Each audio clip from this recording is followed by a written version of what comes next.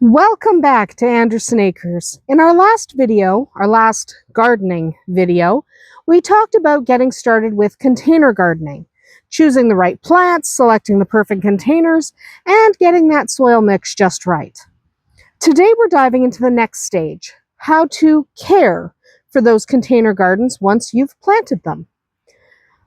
If you've ever wondered how to keep your pots looking lush through the heat of summer or how to make sure your flowers bloom as long as possible, this video could be for you. Caring for container gardens takes a little more vigilance than traditional in-ground gardening, but the rewards are just so beautiful. And they can even be more beautiful than your traditional gardens if you do them right. So let's talk about watering first, because the real key to success in container gardening is making sure you get water, and not too much and not too little. Plants in pots rely completely on you for their hydration, and they dry out faster than plants in the ground. On hot, breezy summer days, you may need to water not once but twice to keep your soil from becoming bone dry. Smaller containers, and especially those made of porous material, like terracotta, can dry out incredibly fast. The best approach is to check your soil daily by sticking your finger an inch or two into the mix, into your soil. Take your finger, stick it in the dirt. If it feels dry, it's time to water. Always water deeply until you see moisture draining from those bottom drainage holes that we talked about in our last video. This ensures roots are fully hydrated rather than just the top surface of the soil. The other option you have, if you have a smaller container, is to put the container itself in some water, in a pan of water. This draws the water in through the drainage holes and encourages the roots to grow down. So either water deeply so that water comes out those drainage holes, or water from the bottom, called bottom watering, and have the water soak up from the bottom, which encourages those roots to go downward so they don't try to get to the surface seeking water. Either way, you got to get the water to the bottom of the container. So let's talk about the heat, because the heat can be absolutely brutal on container plants. When the summer heat is relentless, even daily watering might not be enough. One trick is to group your containers together, so put them all in one spot, to create kind of a more humid microclimate, which helps them not dry out quite so fast. It won't help everything, but it'll help a little bit. Another option is to use drip irrigation systems designed for container gardening. They make them, or you can watch YouTube videos on how to build your own. These flexible tube systems deliver slow, steady water right to the root zone, saving you time and ensuring your plants don't get all stressed out trying to access water. It's also a good thing to use if you're going to go away for a few days, because it gives you kind of a little breathing room. Your water is still being delivered to your plants. If irrigation systems aren't really an option, consider terracotta watering spikes or clay reservoirs. These are inexpensive and effective. They slowly release water into the soil, cutting down on how often you need to grab your watering can or add some extra water. Either way, you've got to make sure you're giving enough water, but not drowning the plant. So if the soil is already damp, it doesn't need to be watered. Okay? You're more likely to kill your container garden by overwatering than by underwatering. So don't go crazy with the water. Yes, you need to water your plants. No, you don't need to drown them. Remember that water has a limited number of places it can go, even with good drainage. So make sure that you are keeping the soil moist, not sopping wet. But now let's talk about feeding your plants. Because unlike in-ground soil, commercial potting mixes don't usually contain a ton of nutrients. This means fertilizing is essential from the very beginning. Now, some mixes do contain slow-release fertilizer in the bag, but you're going to want to check the bag. Okay, if the bag does not say that it has slow-release fertilizer, you're going to have to add it yourself. And yes, you do have to add something. Remember that these plants are in a container. They're trapped. they don't have a way to get outside nutrients. And the nutrients in the potting mix is going to be used up really fast. Even if it's one that comes with a slow release fertilizer, at some point you're going to have to add something. And that's simply because they have no way to access it. They're stuck in that pot. They can't draw nutrients from more soil because they're not connected to anything except that pot. So yes, when you have container gardens, you are going to have to water them at some point. Okay? But a slow release granular fertilizer is perfect for busy gardeners because it provides nutrients over several weeks. So instead of getting a liquid fertilizer, look for something that's actually like little pellets. That can be sprinkled on, and it's usually well balanced. You sprinkle those on and they are slow release. So over time, they release their nutrients. But you can also use a liquid fertilizer if you're going to do it more often, smaller amounts more often. If you're like me and you're kind of a lazy gardener, you do the sprinkle and shake and you move on with your day.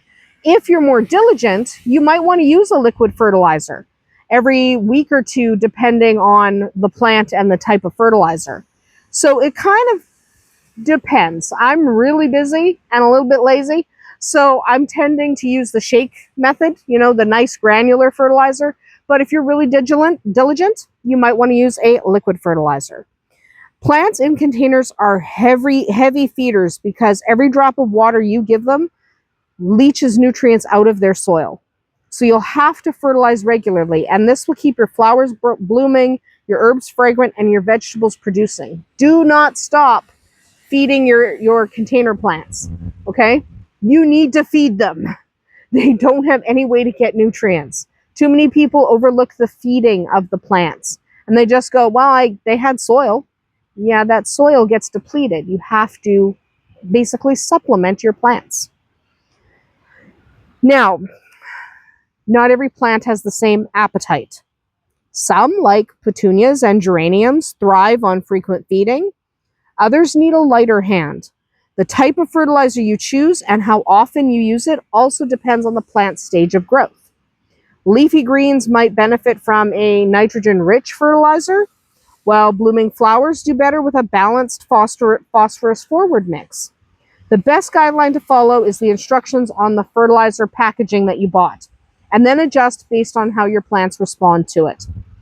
If you're ever uncertain, your local nursery can help you make the best choices for your particular plants and climate. And there's plenty of YouTube videos on individual plants that talk about what they need and what you might want to do if you're growing them indoors. Something else you're going to have to do for plants that you grow in containers or indoors is pruning and deadheading. Caring for container plants isn't just about watering and feeding. They need a little more.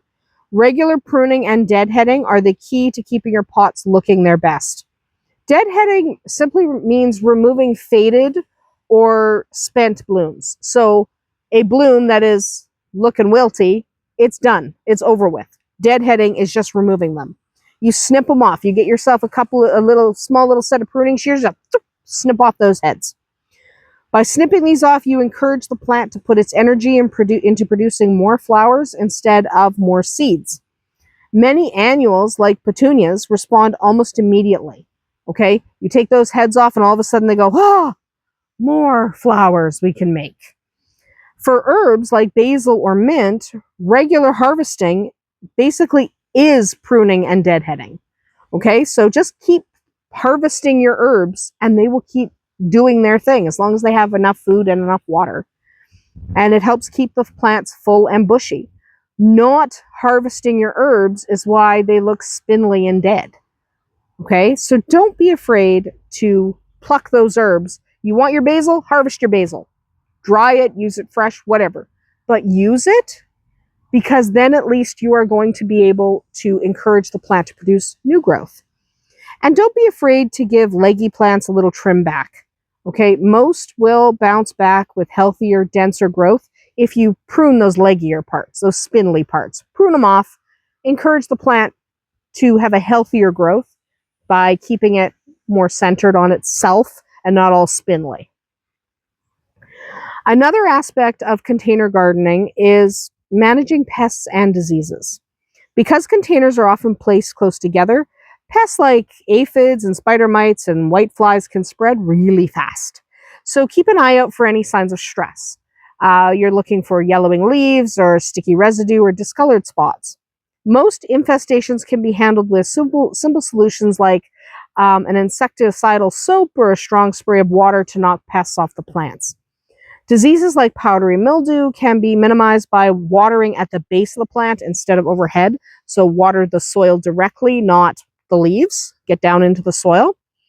And you can also make sure your container gardens have good air circulation, so things like powdery mildew don't start.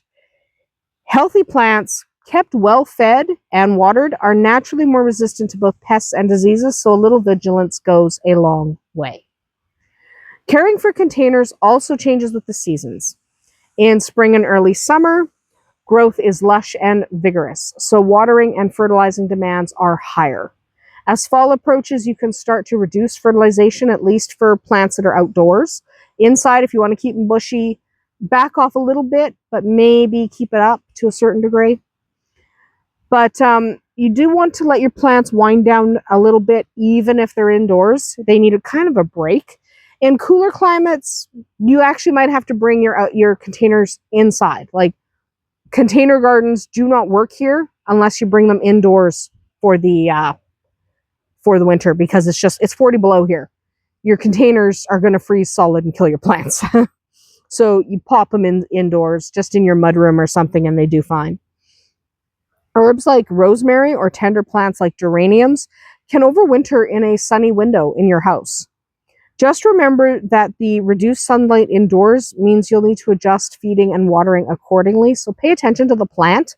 It'll tell you what it needs. Finally, remember that even with the best care, container gardens don't last forever. Plants have a lifespan, even under the best conditions. Potting soil becomes depleted over time, and roots become crowded, and plants naturally reach the end of their cycle. At least once a year, it's a good idea to refresh your containers to get the most out of your plants. Replace your old soil, trim back roots if you're keeping perennials in pots, and start fresh with new annuals for the season. Think of your containers as evolving displays, changing with the seasons and the years, always giving you new opportunities to experiment and explore, and to enjoy your garden. And again, no plant lives forever. So even if you've got a perennial that you had 5 years and it dies, well, maybe that was just that plant's turn. Okay? Cycles, man. Sometimes they suck, but no plant will live forever. Now that is about it for us here today at Andersen Acres. Container gardening can be really rewarding, and with a little attention to watering, fertilizing, pruning, and pest management, you'll be amazed at how much life and color you can bring to even the smallest of spaces.